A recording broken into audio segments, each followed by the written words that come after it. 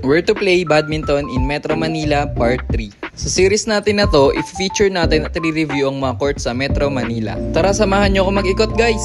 Ang first badminton court natin ngayon ay YMCA Manila. Located lang to sa Antonio Villegas Street malapit sa Manila City Hall. At katabi lang din ito ang favorite ng bayan natin, ang SM City Manila. Ang liwanag at ang aliwala sa court na to. Bagong renovate lang daw kasi itong YMCA So may kita mo talaga na bago pa yung pintura at net ng court. Super kapit din pala ng Taraflex flooring nila. At ang komportable gumalaw dahil ang lawak ng space. Ang favorite part ko sa court na to ay hindi ka maboboard pag naghihintay sa queuing. Kasi kung mapapansin mo, may basketball court sa gitna. At may pinto papunta sa overlooking ng swimming pool. Okay na okay, di ba? May extra entertainment. Ang sad lang kasi yung ilaw nila pang basketball. So kung titira ka ng mga overhead shot, medyo masisilaw ka. Baka ginawa kasi talaga tong court na to para sa basketball. At additional na lang yung badminton courts. At kung mapapansin nyo, walang mga electric fan sa gilid. So baka kailangan nyo magdala ng sariling electric fan para mas madali mag-cool down. Buti na lang may gantong pinto dito sa gilid, pwede ka magpahangin.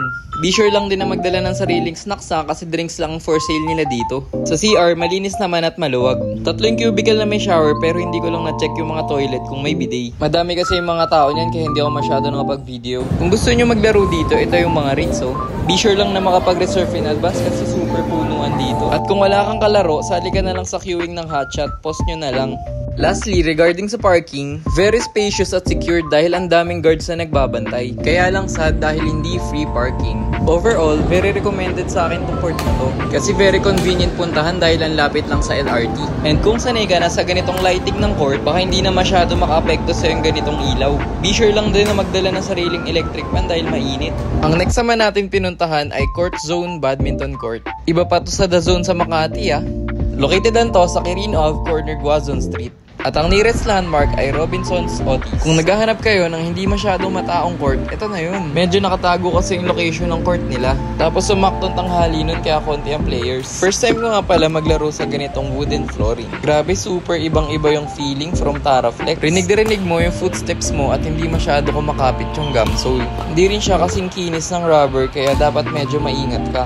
Regarding naman sa ilaw, standard naman yung height tsaka placement kaya hindi masyado nakakasilaw. Iba nga lang yung feeling dito pag naglalaro kasi medyo creepy at ang baho. Warehouse daw kasi yung kabilang part ng court na to. Parang anytime din kasi babagsak tong ceiling nakakatakot. Siguro sinaunang court na to dito sa Manila at baka hindi na masyado natutukan yung court kaya ganito ning quality. Pero isa naman to sa pinaka-okay ang ventilation sa mga nalaroan ko. Press ko kasi maglaro tsaka medyo madami rin yung electric fan. Sa bench naman medyo bitin to siguro lalo kung madaming players paggabi. Sa CR naman, malinis at maluwag nung pumunta ako. Ang dami nilang shower at hiwalay pa nga yung changing room. Kaya lang creepy talaga nung vibes, di ko alam bakit. Tapos ayun, pinatayan kami ni ate ng ilaw nung nag-CR kami. Kaya ayun, napa-flashlight kami sa takot. Lastly sa parking, maluwag naman dito. Madaming slots at ang pinakamasaya, free parking. Based on overall experience, di ko masyado marirecommend tong court na to kung dadayo ka pa. Pero kung nasa may area ka lang naman, siguro pwede na to. Mura din kasi yung court dito, 250 per hour lang. Tapos bibihira ka lang makakita ng court na hindi punuan at pwede mag-walk-in. Bonus na nga din yung mga mababait at laging nakangiting staff.